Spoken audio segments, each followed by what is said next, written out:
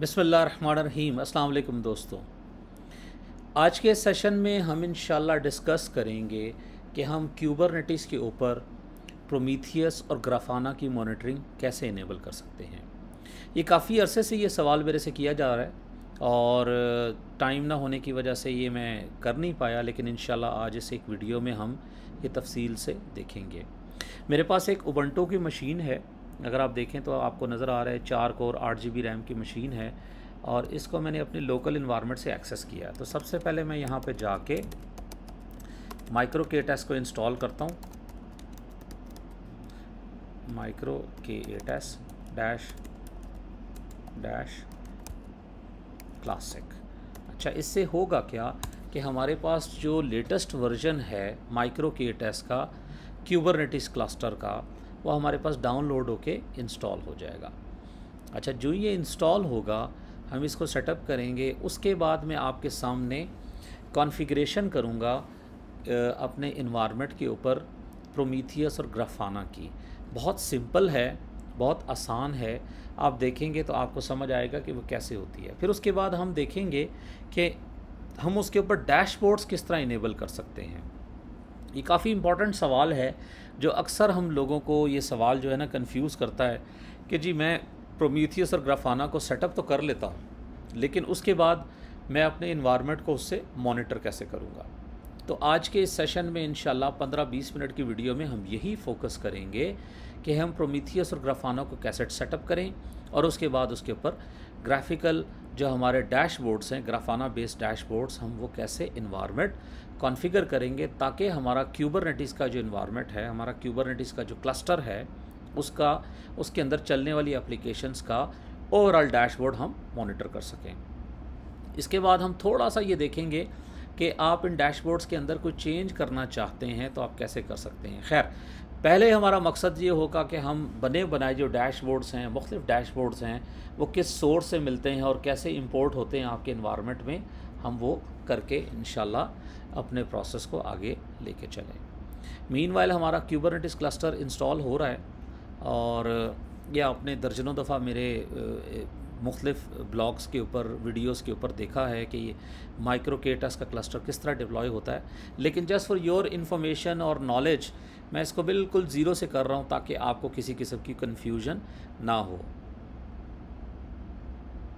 अच्छा जी, ये हमारे पास इंस्टॉल हो गया। अब इसको मैं माइक्रो KTAS.kubectl गेट PO करूँगा तो हमारे पास अभी इसने एक एरर दिया, वो कहता है पहले ये काम करो। चलें जी, ये हम ये काम कर लेते हैं।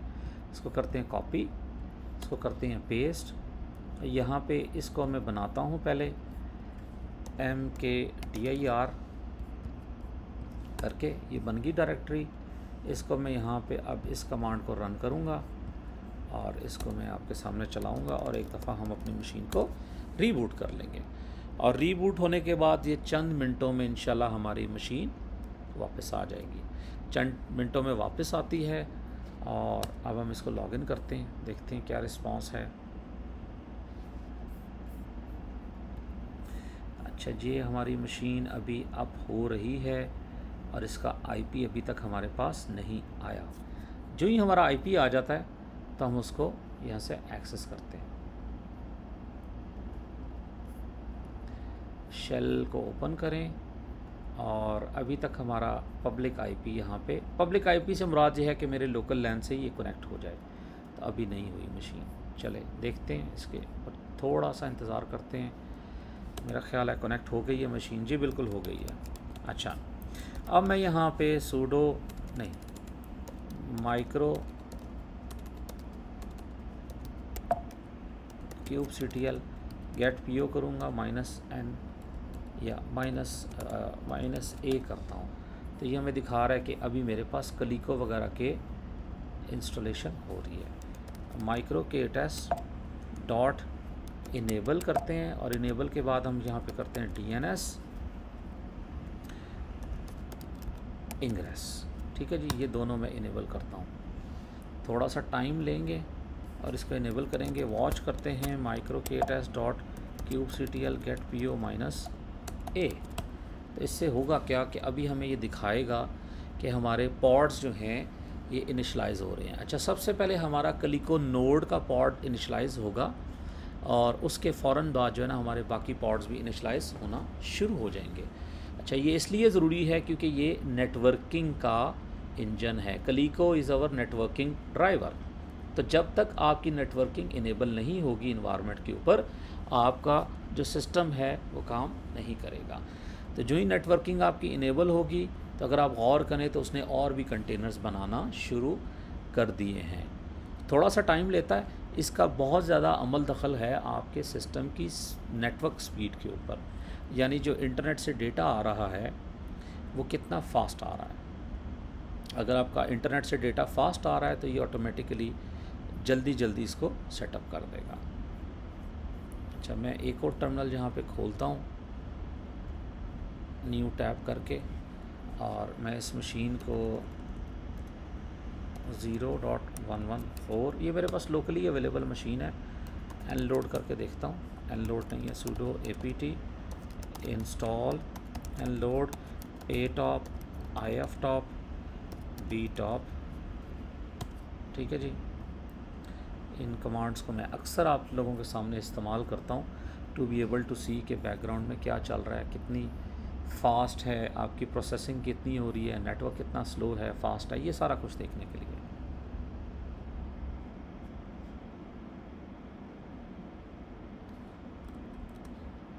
अच्छा जी, थोड़ा सा मेरा ख्याल है नेटवर्क का मेरे पास थोड़ा सा चैलेंज है, फास्ट नहीं है। ओके, नो प्रॉब्लम, हमें थोड़ा सा बर्दाश्त करना पड़ेगा इसको।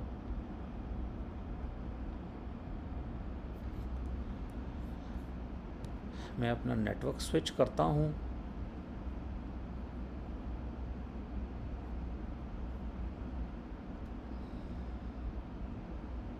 मेरा ख्याल है अब नेटवर्क तेज़ आना शुरू हो गया। Let's wait for couple of more minutes, sorry, हो गया जी, फास्ट हो गया।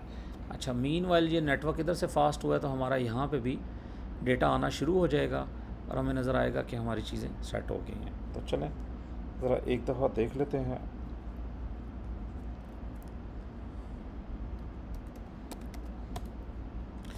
अच्छा जी, हमारे पास स्पीड नॉर्मल सी है, अब थोड़ी सी तेज़ हुई है, विच इज़ गुड।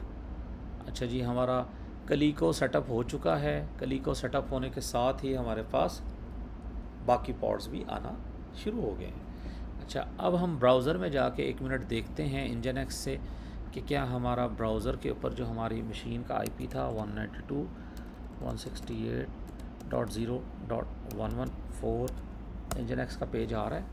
तो अभी नहीं आ रहा, जब तक ये कंटेनर बिल्ड होगा ये पेज नहीं आएगा। तो एक दफ़ा दोबारा हम करते हैं, let's wait for a little bit मोर।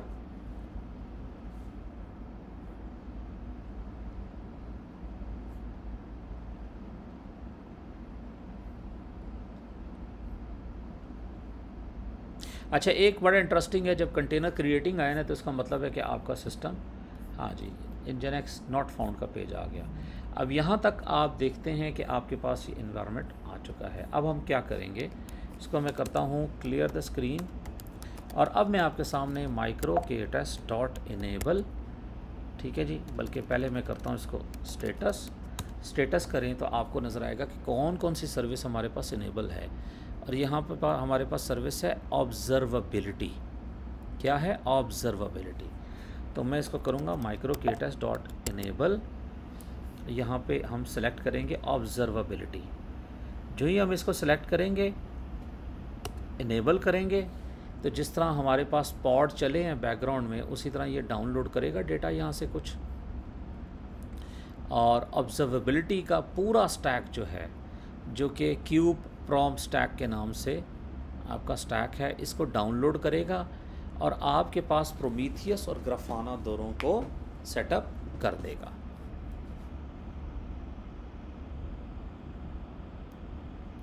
थोड़ा सा इसने टाइम लेना है, हमें यहाँ पे पेशेंस करनी है और इंतज़ार करना है कि ये जो भी टाइम लगा रहा है उस टाइम में ये सारा कुछ हमारे पास करके हमें डिस्प्ले करवाए।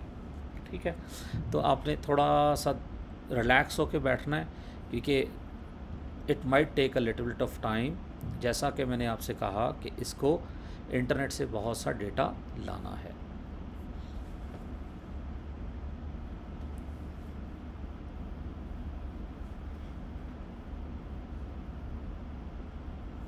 अभी स्पीड अच्छी आ रही है, आई होप ये जल्द ही सेटल हो जाएगा। एक और टैब मैं खोलता हूँ आपके सामने और हम इस मशीन को एक दफ़ा दोबारा लॉगिन करते हैं और यहाँ पे मैं चलाता हूँ वॉच microkTest.cubectl get PO-A। तो इससे हमें नज़र आएगा कि हमारे कंटेनर क्रिएटिंग, पॉड इनिशियलाइजेशन ये सारा कुछ चल रहा है। जी बिल्कुल चल रहा है, बैकग्राउंड में थोड़ा सा टाइम ले रहा है, विच इज़ फाइन।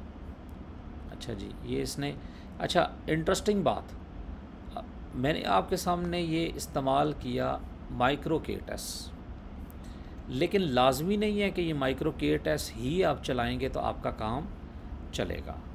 आप यहाँ पे microkTest के अलावा क्यूबएडम भी चला सकते हैं और फिर आपको अपने इन्वायरमेंट के ऊपर से हेल्म चार्ट्स डिप्लॉय करने होंगे।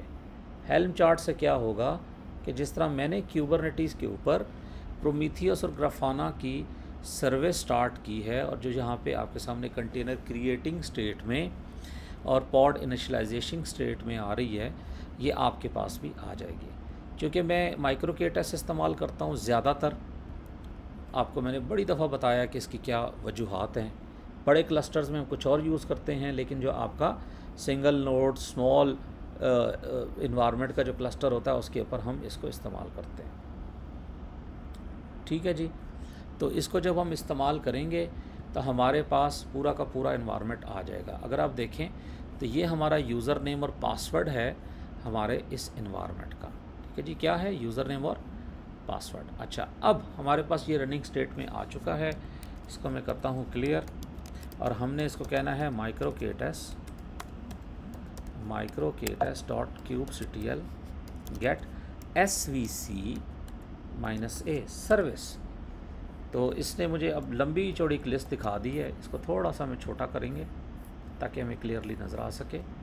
क्लियर द स्क्रीन करते हैं दोबारा और अब चलाते हैं कमांड। तो यहाँ पे अगर आप देखें, इसको हमें छोटा करना पड़ेगा स्क्रीन को ताकि क्लियरली हमें नज़र आ सके। तो यहाँ अगर आप गौर करें तो ऑब्जर्वेबिलिटी स्टैक में हमारे पास 3100 हमें नज़र आ रही है और इसी तरह हमें और पोर्ट्स भी नज़र आ रही हैं। अच्छा जी, यहाँ पे आप गौर करें तो आपको यहाँ पे प्रोमीथियस और ग्राफाना नज़र आएंगे। सो ग्राफाना को ये कह रहा है कि जी मैंने क्लस्टर आईपी पे ये चलाया है और पोर्ट 80 पे है। और दूसरा अगर आप गौर करें यहाँ पे हमें नज़र आना चाहिए प्रोमीथियस, ये प्रोमीथियस कह रहा है जी 9090 पोर्ट पे है। अच्छा, अब मैं यहाँ पे वीडियो रोकता हूँ और मैं दोबारा रिज्यूम करता हूँ क्योंकि वीडियो बड़ी हो गई है और यहीं से हम इंशाल्लाह इसको लेके चलेंगे।